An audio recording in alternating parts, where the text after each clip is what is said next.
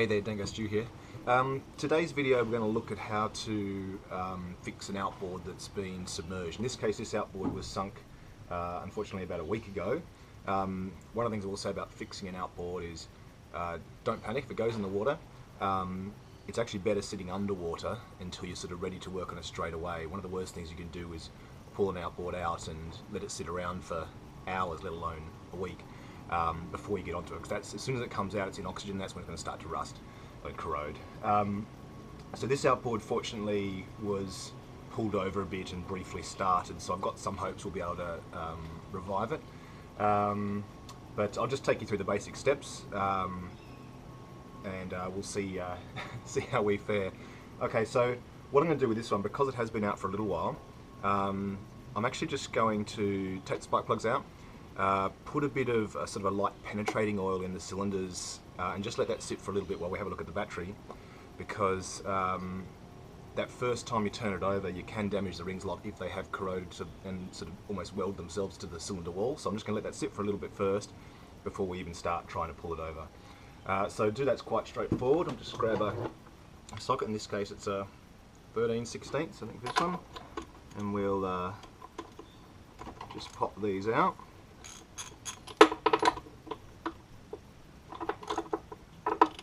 Now what the oil you use inside the cylinders is very much sort of open to debate. It's not a good sign, these are a bit wet. Oh well, we'll see. Two-stroke oil is an obvious choice, just put two-stroke oil in a can. In this case I'm going to put a bit more of a sort of light penetrating oil to start with and just see if we can let that soak through a little bit before we pull it over. This motor sank with the battery went under as well, and so this battery, I don't know if you can see it, it's quite badly corroded. All the wires, the electrolysis, when the metals and the current flowing through it just totally ate the wires away. So I'm going to just check this battery, put new terminals on, and just check the water level in it, see if it's still got a charge, etc. So I might do that with the battery while we wait for this just to soak for a little bit. So I'm just going to take these old corroded terminal connectors off. Hopefully they'll come off alright.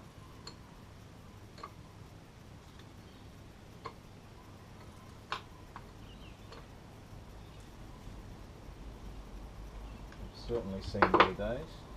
Oh yeah, not too bad. So yeah, they're definitely, I mean, in a pinch, on a wire wheel maybe, new bolts. Yeah, anyway, cheaper to replace, or easier to replace. So we just got some new ones here. Like all electrical systems, it all really obviously starts with the battery.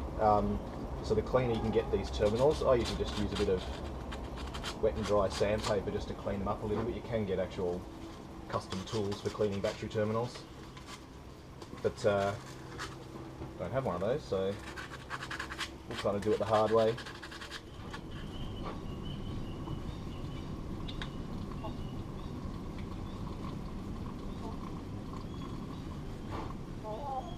Alright, so we got these back to a reasonably bright finish, which is what we're looking to try and get good connection, get good conduction through those terminals. I'm now going to just open each of these cells, just have a look at the water situation. Obviously one of the biggest worries with the battery now is that salt water's got into any of the cells, and interestingly they're all looking quite low. So I've just got some demineralised water. I'm going to top these up before I charge it. I think this battery's in fact it's taking so much water.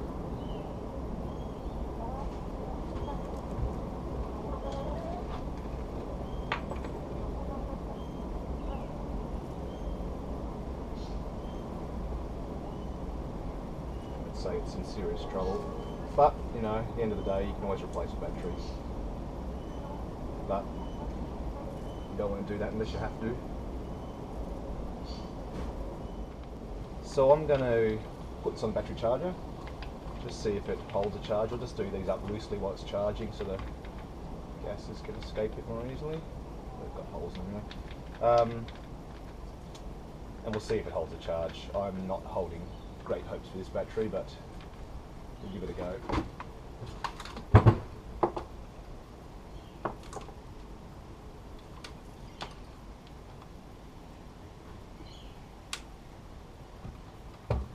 Alright, we'll see what that does. Okay, so we've had the outboard with just some penetrating oil sitting in the cylinders for a little bit. I'll gently try and turn this over now. You can either do that by just pulling it very slowly, or I can actually turn the flywheel with my thumb even, so that's a good sign. Okay.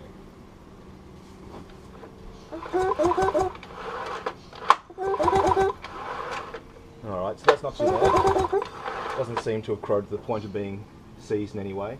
I guess just going back a few steps too, I should have said when this first came out of the water, it was completely flushed with fresh water as well. It did sink in salt water, so it's good just to get some fresh water all over it and stop a lot of that just superficial corrosion happening. So flushing with fresh water is sort of your first step. If it had a lot of water in the cylinders, you could also just take the spark plugs out and literally tip it out before you started trying to pull it over. You don't want to sort of hydrolock the motor at all if it's got that much water in it. So this had a bit of sort of pre-treatment before we did this video because I was away at the time when it sank. Okay, so we've got it turning over now. So now I'm going to start turning it a bit more, but I'm going to put a bit more of the two-stroke oil in now. I'm going to put a bit more two-stroke oil through this and try and run it right through. To do that, I've just got a little bit of oil in this can, and then you can use anything to put in a little oil can like this, would be just fine, but what I've got lying around clean is just one of the syringes that helps you measure the ratio of oil to fuel mix. It's a nice little handy tool, but in this case I'm not going to use it for that, I'm just going to use it for getting a bit of oil in. Don't be too shy about putting oil into here. It's might make it a bit smoky for a while if we get it started, but certainly not going to do any harm. Okay, so just going to pull it over gently, not too hard so it doesn't all come squirting out over the workshop floor.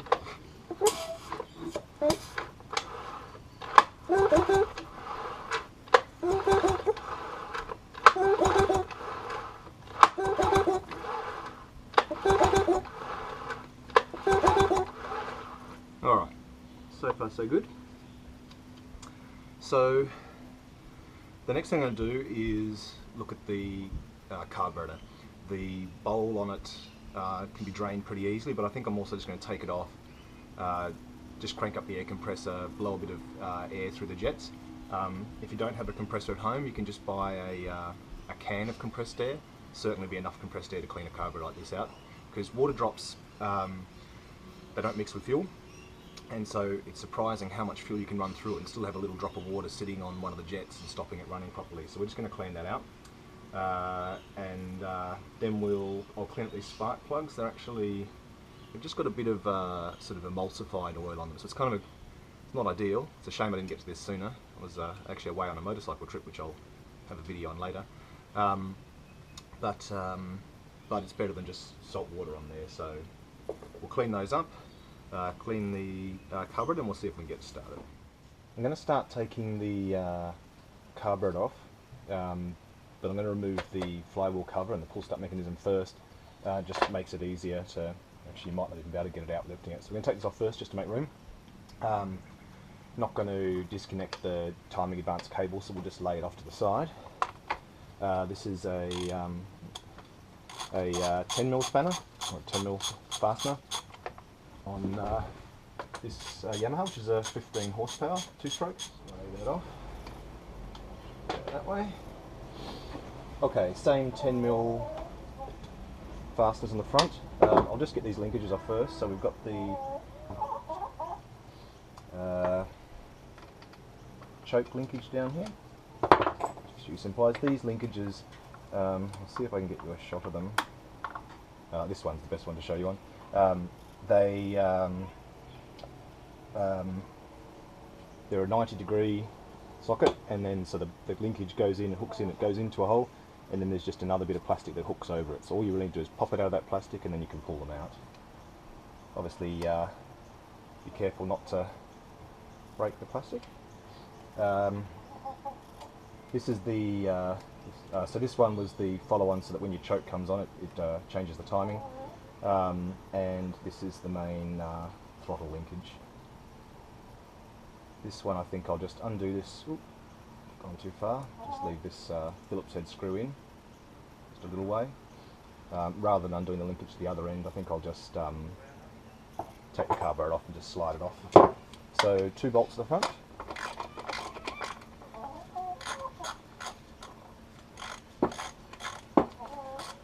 And these are quite long bolts, they go right through into the engine block.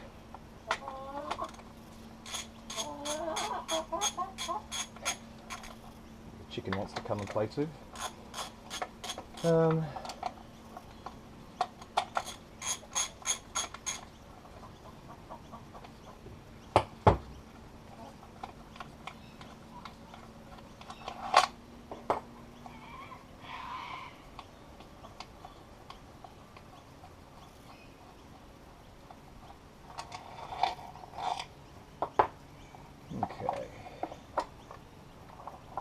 Take the airbox off, and this is just the linkage that connects the choke, and then the other linkage that went on to the timing. And the fuel pump is just on the side here, so I'm just going to grab some pliers. Okay. So once the clip off, just prise it off the fitting. Okay, so carburetor, bit of oil, fuel, looks more like water to me, to be honest. So, what I'm going to do with this one is, you do have a little drain plug here. I'll just go and get a flathead screwdriver and I'll be back. So this little screw here is just a drain plug for the fuel bowl, the reservoir at the bottom, where you can drain fuel out. I'm actually going to go and get myself a bowl or something.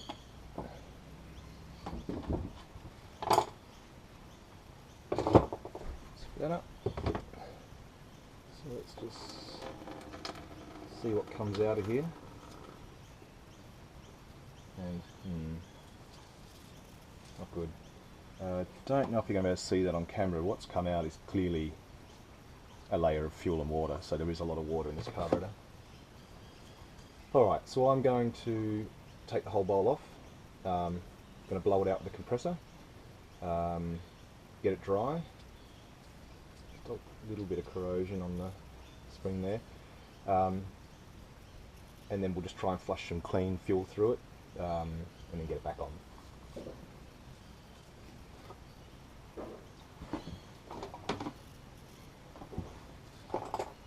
The bowl is just for Phillips head. The fuel pump only has an inlet because it pumps straight into the bowl. There's no fuel line coming out of it.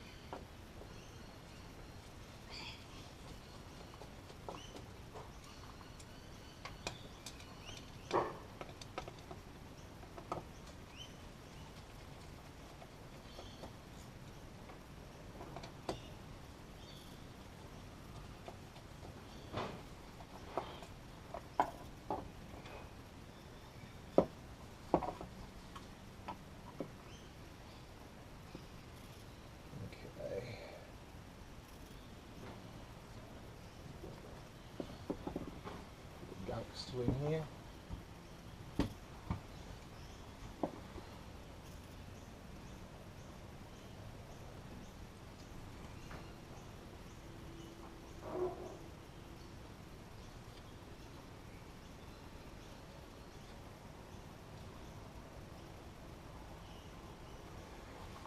So I'm sure you've seen lots of videos. If you're interested in motors, you've seen lots of videos on the net about how carburetors work.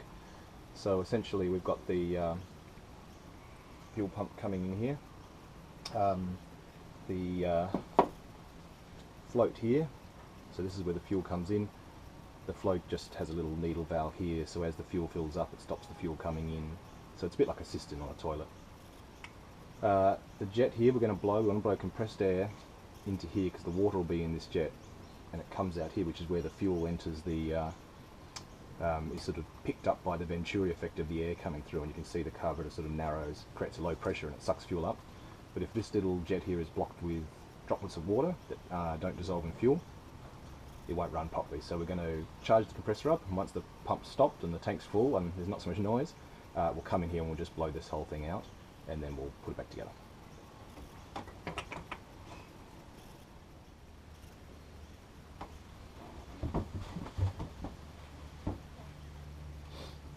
So the compressor's charged now, but I've just also taken the cover of the fuel pump off, just to over them well, just drain the contaminated fuel that was inside there.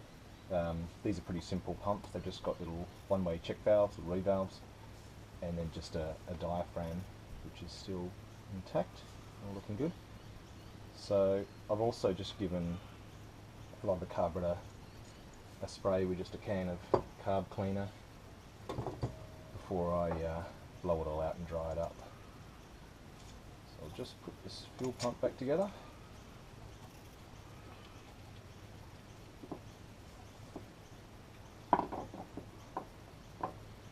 You probably can't see, but I am wearing safety glasses for this section, because if you're blowing with the compressor or spraying carb clean or whatever, it's pretty easy to have it blow back into your eyes, so just be careful of that one.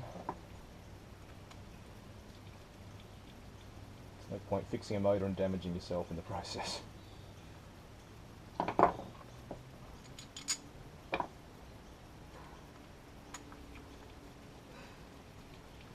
Alright, so I'll just go grab the air gun.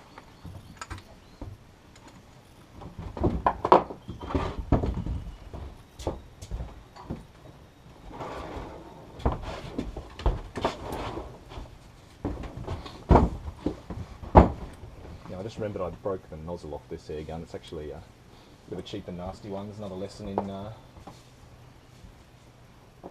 cheap tools aren't always the most cost effective in the long run. So I'm just going to spray the bulk of the fluid out to start with, and then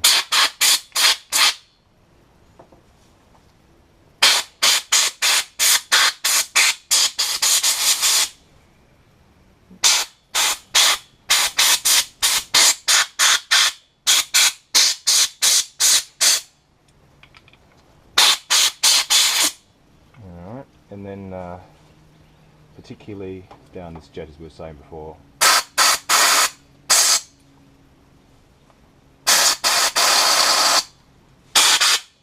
Okay,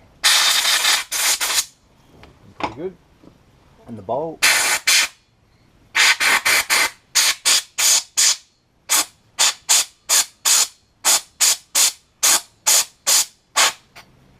Just blowing a little bit through the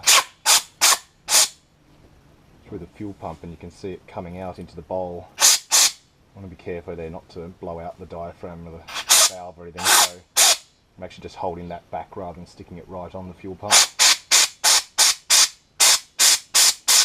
But a lot of gunk seems to be coming through, which is good.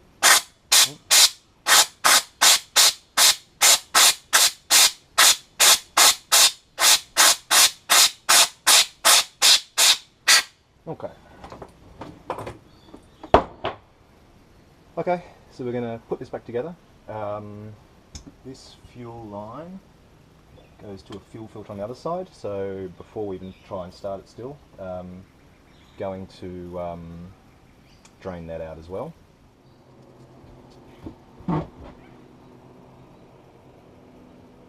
So this fuel filter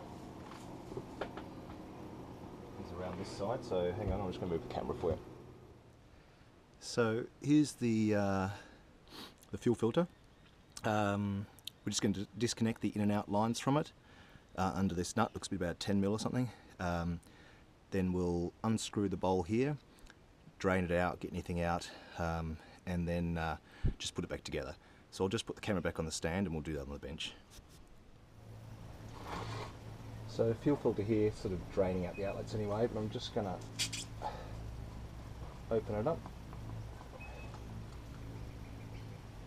Ugh, there's quite a bit of gunk inside that fuel. I don't know if you'll see, but it's pretty ugly.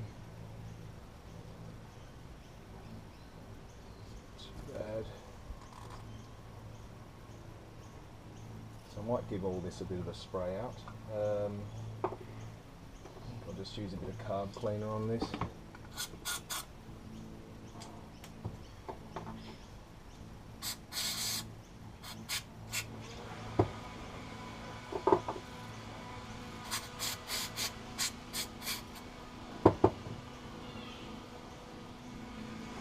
Alright, still a bit messy. That's better. Alright, so we'll pop this back together.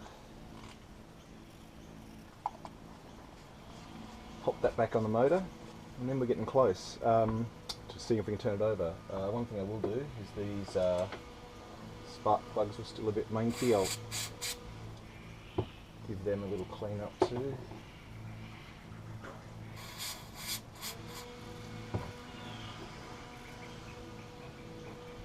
Looks alright.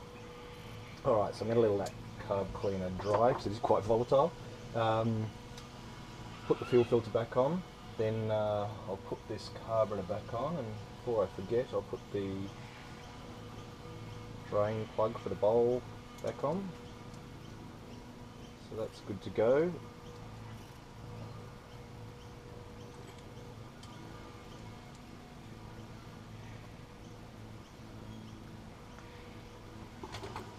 Still a little bit worried about this throttle mechanism, but it's not too bad. Alright, let's start putting it all back together. Electrical connection is another thing. It's a good idea to disconnect all these bullet connectors, spray a bit of WD-40 or something in there just to stop all those corroding over time.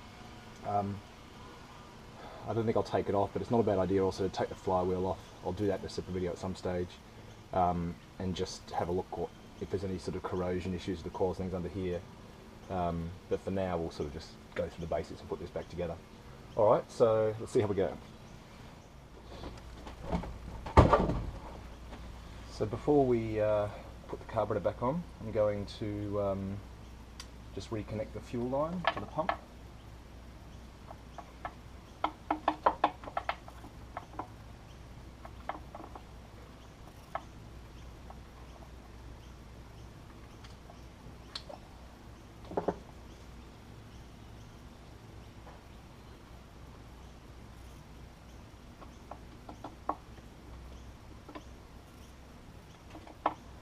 Alright.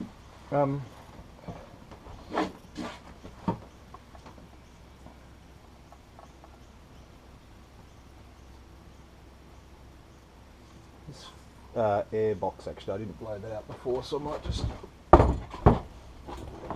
get a bit of a clean too.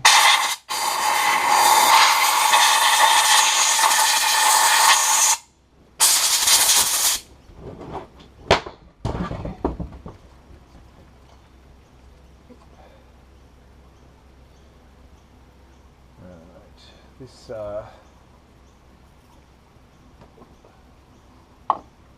put this over here.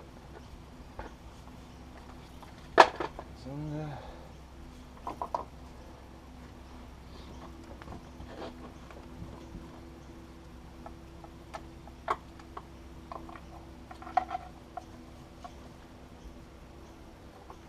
So I'll just line up the holes for the carburetor and the air box. Get those through first.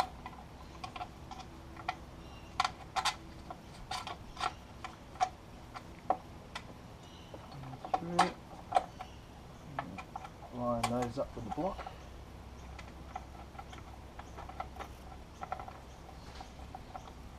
not overly impressed with the condition of the gasket between the carb and the block, but I think I'm going to deal with that another day.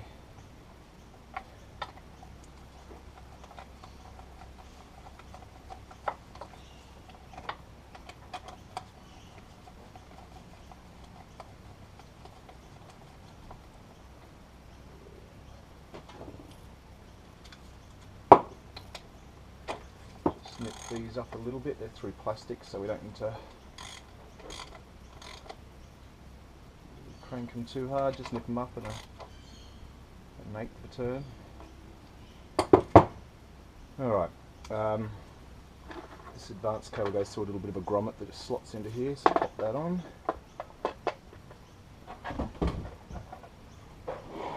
And we got our 3 fasteners here.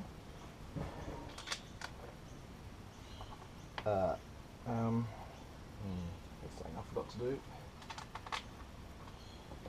Would have been easier to feed this throttle linkage through before, but that's okay. Leave this one in place here. This one would have been easier to do, but that's okay, we'll just pop it out.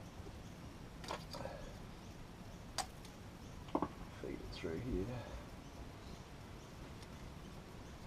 And pop it back in.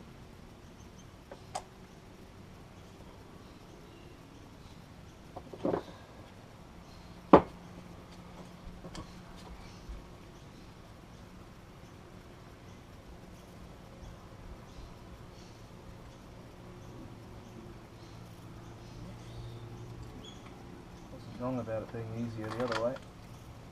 There we go. And then that's the same distance we had before. There was about 10 mil at this end. So, okay. So we'll just finish up tightening up this flywheel cover.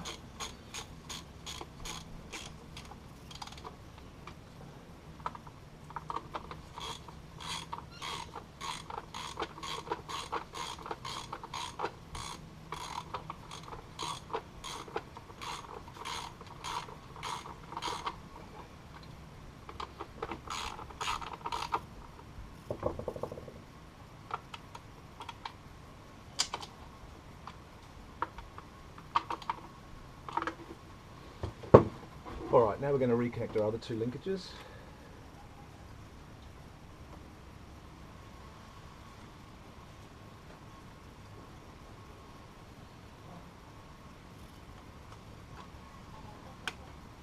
There, and choke here.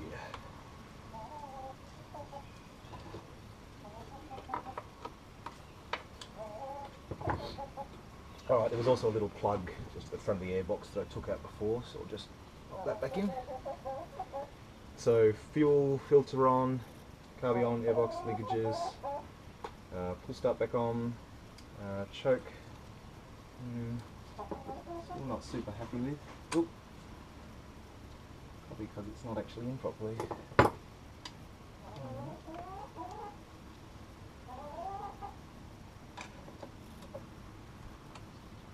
Out, get that on properly. So, like all things, these little things can happen. So just give it the once over once you're done, and just compare if you need to with photos you took early on. You just can't beat taking photos if you're doing this for the first time. Alright, choke's not too bad now. That's good. So now I'm going to just pop these spark plugs back in. With spark plugs, it's often a good idea just to give them a little bit of a turn the wrong way until they click, just to make sure you don't cross-thread them. Come up and sort of feel them seat, and then you're good to go. Also make sure you connect the right lead with the right plug. This outboard, you're kind of lucky because they'll only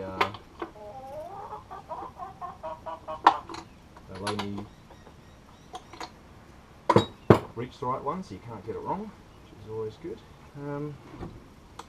Now I'm going to have a little look in here too.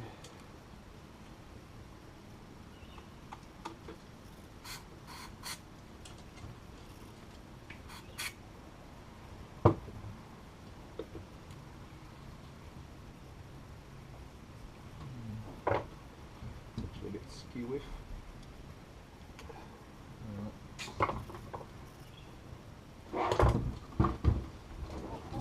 There we go.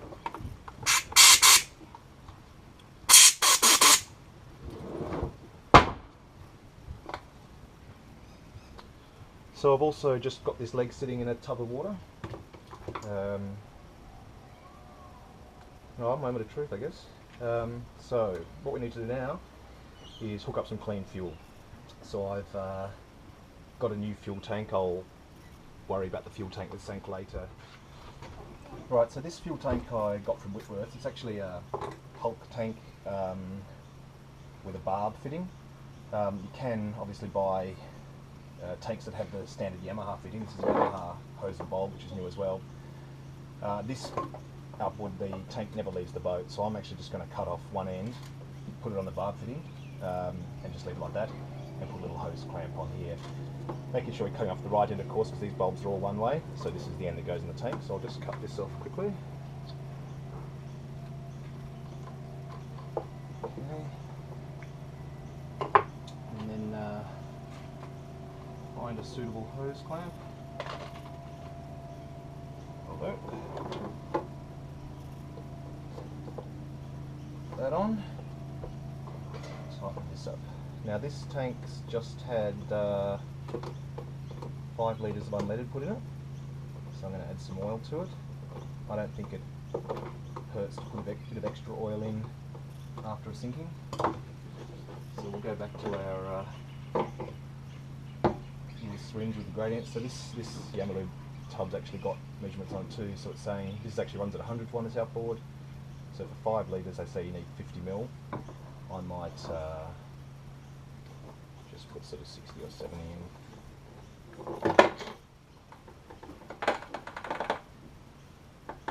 Alright.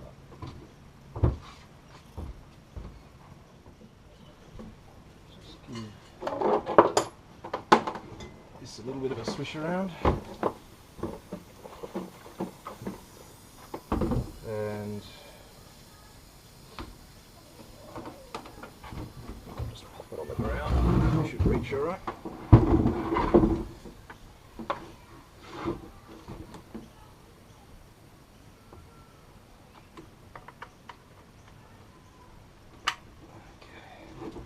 Alright, and then we'll just give it a whole lot of priming. Bulbs tighten out, which is good. So we might, it's quite firm now, so I think I'll just start pulling it over. I could have actually pulled it over with the plugs out for a little bit just to try and get a bit of fuel through. You know, I think I might actually do that.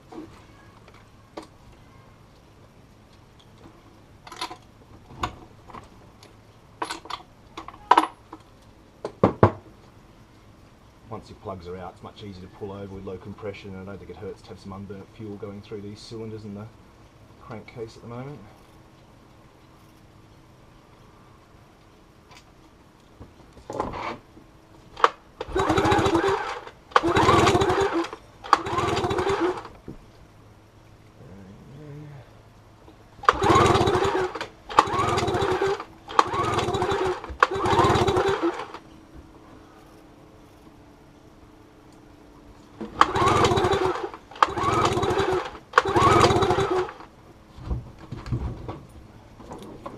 I managed to get a bit of oil in my spark plug loop.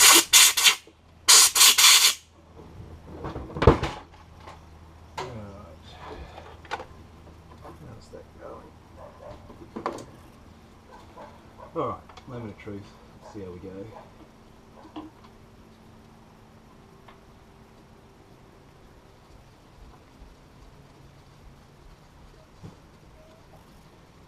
You don't necessarily need to do these spark plugs up that tight.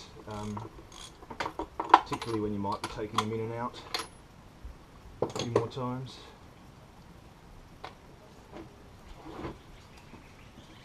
And make sure your landing's in as well. Nothing worse than thinking it's not starting, it's just not got the ignition on.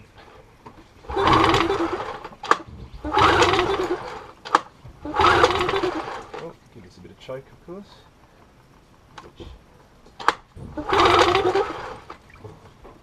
Maybe you could clamp it onto the bench a bit better.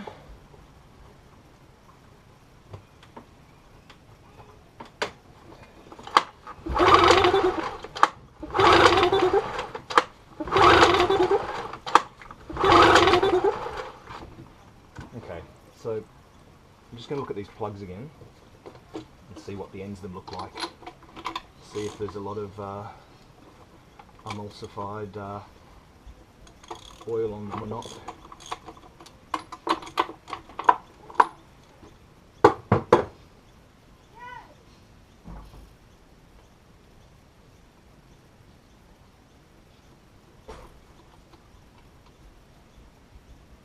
Not looking too bad. Good sign.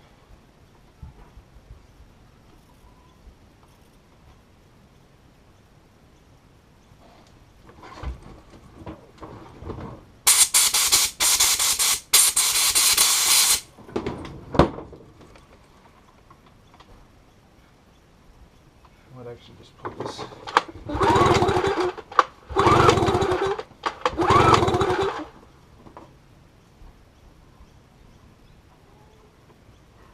A few more bulb squeezes. There's a lot of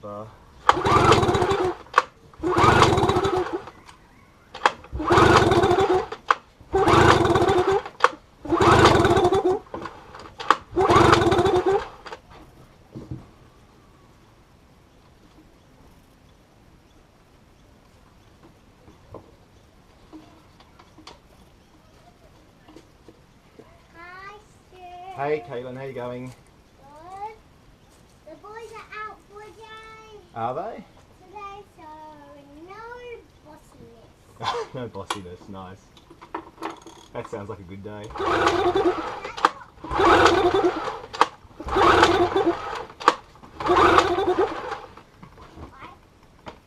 That sounds like a chicken noise. It does, doesn't it?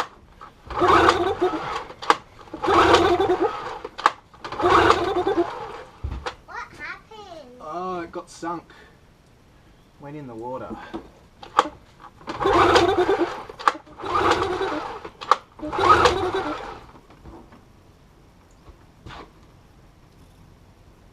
So I'm just going to keep pulling it and pumping the bolt for a while.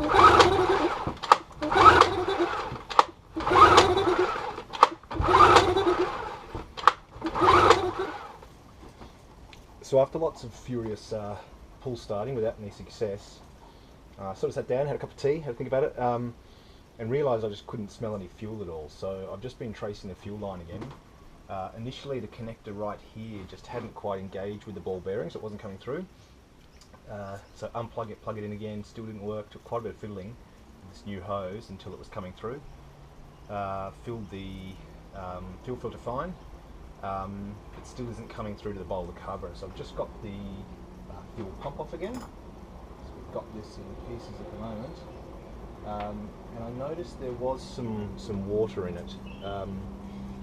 So we've got the diaphragm on the back plate, the reed valve sections, and then these two diaphragms, and they're all cleaned up now. And what I used for that was actually just a bit of metho. Metho is kind of good when you're dealing with boats that have sunk because metho is water soluble, so it's a really good way of taking away water. Like oil-based products won't mix oil, whereas metho will actually dissolve with the water and help you wash it away. So this is now cleaned up again. I'm going to just refit that to the carburetor, put that back together, and then just prime the bulb and see if we're getting fuel through to the reservoir on the bottom of the carburetor.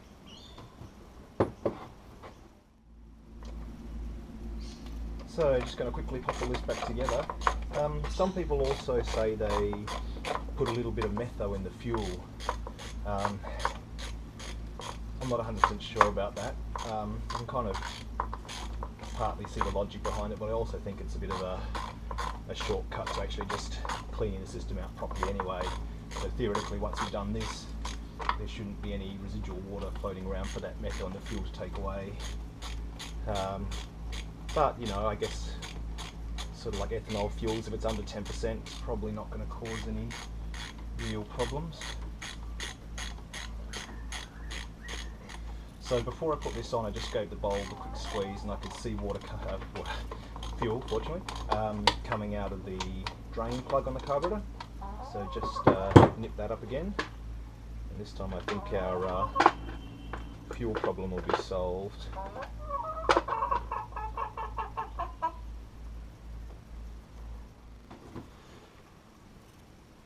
So spark plugs back in.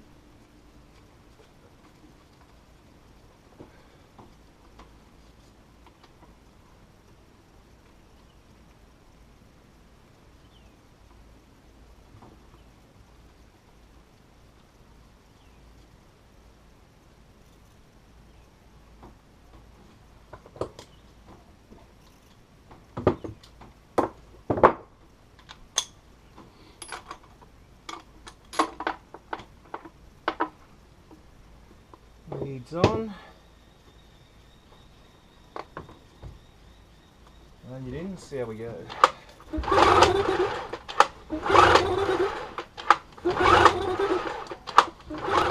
Still no luck in getting this motor to start. Definitely got spark and have fuel to the bowl of the carburetor now, so all those other sort of fuel problems on the way are solved. It's always good when you're diagnosing these sorts of things just to start at the beginning. It's like electrical problems, start at the battery, like we cleaned those terminals before. There's no point looking at the rest of your wiring if your battery terminals are corroded. So same thing here, we started at the where the fuel tank connects, we've gone through, got fuel in the bulb, but still not getting fuel through the cylinders. So I think I was probably a bit sort of light on with the carburetor cleaning in that first time, so there's a bit of a lesson for you, do it right the first time. So I'm just taking this apart, taking the top plate off now and the gasket so we can sort of get to all the galleries, get some carburetor cleaner into there and a bit more compressed air. Also took this mixture screw out. When you take these screws out, I'm going to take this out again actually, just count how many windings you can to actually put it all the way in. So in this case I think it was 5. So 1, this is half ones, 2, 3, 4, 5, front bottoms out. And then you can take it out again and it just lets you return it to the same position it was in.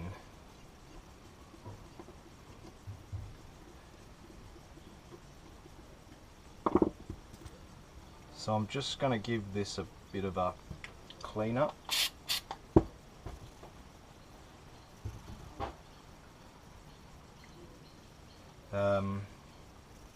Also took plug out here so I can get to the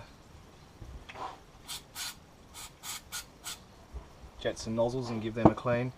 So it's actually been sitting with a bit of carburetor cleaner for a while, so I'm going to put some compressed air on this again,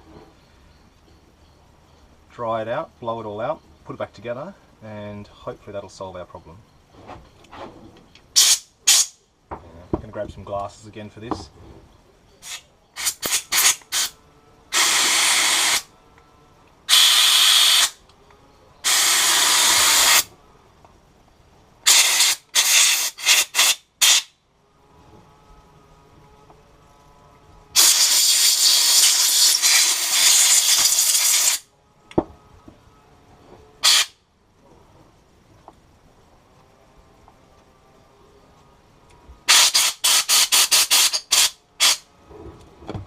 Really have gloves on for this, shouldn't I? But oh well. Okay, let's put it all back together and give it another shot. Got the bulk of this carburetor together now, but just sort of complete what I was showing before with this mixture screw. Just wind it all the way until it bottoms out.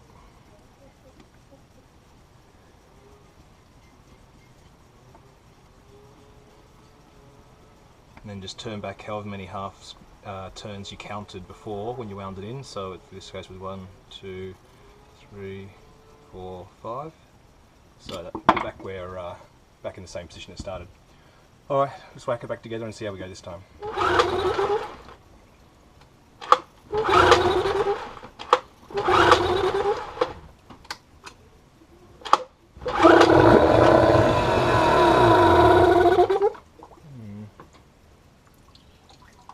Bit smoky, It's probably all the oil we poured in before as well.